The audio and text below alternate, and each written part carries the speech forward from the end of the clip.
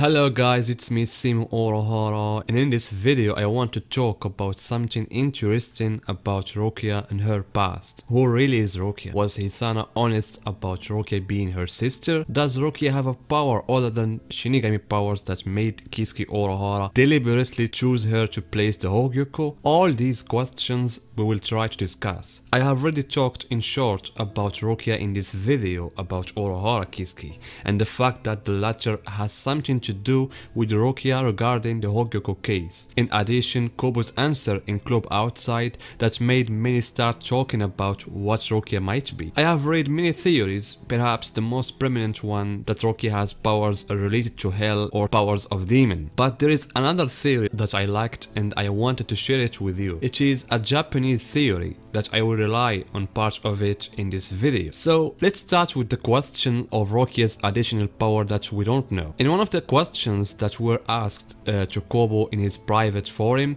the latter was asked why is Rukia on this page, her name Rukia is not written with a brush like her family name, especially since all the Shinigami without exception have their names written in the brush style. Why is she the only one like this? Kobo replied that there is a specific reason for this, but he will not answer there, and I wanted him to give us some hints, but unfortunately he didn't. But as long as he wrote Rukia's name in a different way, it means that she has power other than the Shinigami powers. For example, Hiraku, before he was exposed to the holification, was considered a complete Shinigami, meaning he didn't have any extra power, and so Kobo wrote his full name in a brush style. But after the holification, Kobo redraws part of his full name in a different style, in a sign that he's no longer an ordinary Shinigami and has an additional power, which is the power of Holos. So as long as we have almost confirmation that Rukia has an extra power, what might it be?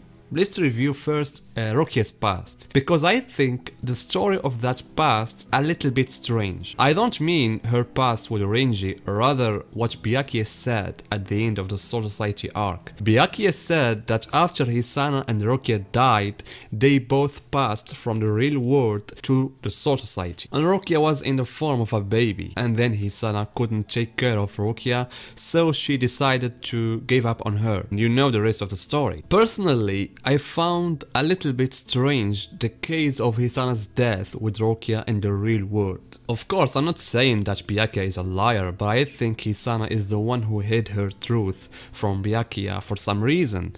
Because personally, as I said, I find it strange that Hisana has a baby sister. How did they die in the real world, and how did they move to the Soul Society? It may seem normal, but I have a feeling that it's unusual.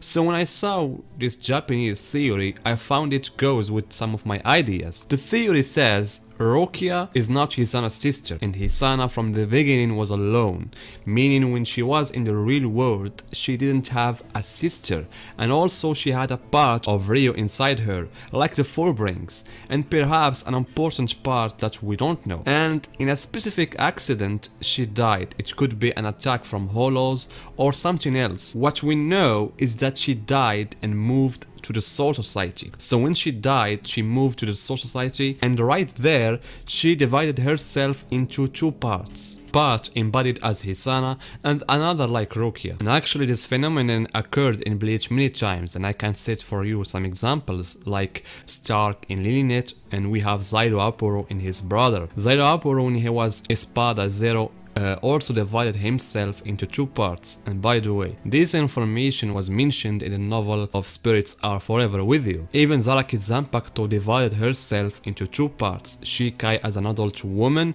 and Bankai as a little child, which is Yachiro. Therefore, the same thing may have happened with Hisana. Personally, I don't know the reason that may have made her do this, I mean divide herself, or the division originally occurs during her transformation from the real world to the Soul Society. I don't know. The important, when this split occurred, the part that had part of Ryo manifested in a baby Rukia, and the other part became in the form of Hisana. And we have in the manga, Kobo almost drew Hisana as an exact copy of Rukia. I mean, in this scene you can't differentiate between them.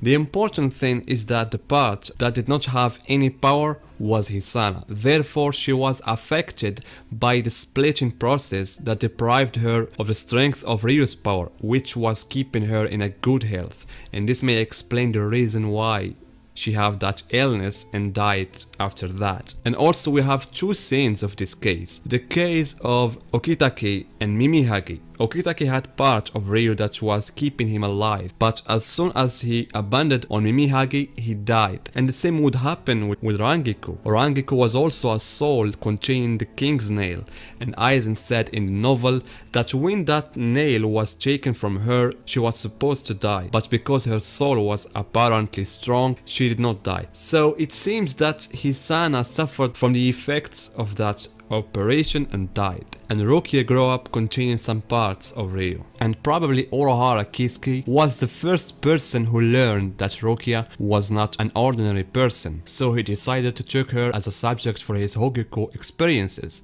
And here I must add one of Kobo's answers on this topic. He was asked about why Renji stayed with Kisuke Urahara for a long time during the Arankara arc. Kobo said that he went there to find out the answer to the question why Urahara chose Rukia to hide the Hogyuko. Kobo replied that Urahara answered with an answer half of which is correct and the other is not, and thus increased the possibility that Urahara Kisuke has knowledge of Rukia's identity and may have wanted to experience mixing the Hogyuko with Rukia's soul and see what's gonna happen. And he probably put the Hogyuko inside her body when she went on her first trip with Kione to the real world. Because in one of the side chapters that was about the preparation of Rukia's first mission to the real world, Kione told Rukia that she will go to the real world like you went with me last time. And Rukia did not remember that she went with Kione. And this is strange. How can a person forget something so important like that? Therefore, it is possible that when Urahara entered the Hogyuko inside her body, he manipulated her memories and made her forget that she had gone to the real world for the first time. Or even if she remembered, she would have foggy memories. And by the way, many believe that Urahara Kisuke put the Hogyuko in Rukia's body when he gave her the Gigai during the beginning of the story, and this is frankly unconfirmed, because in one of Kobo's old interviews, Kobo was asked about this issue. Question was, when was the Hogyuko placed inside her body, I mean Rukia? Kobo replied, it's a secret. And this goes with everything I have said up to now, that Urahara Kisuke had his eyes on Rukia a long time ago, because he knew her secret as she holds certain powers, and according to the theory I just told you, it might be related to Ryu's power. In the end, Rukia's past remains mysterious as well. I don't know why Kobo keeps these secrets stuck like that without revealing them. I hope he finds a suitable way to reveal them in the upcoming anime or somewhere else. So guys, what about you? Tell me your opinions. Do you agree with this theory or do you have another theories? And see you guys in my next video.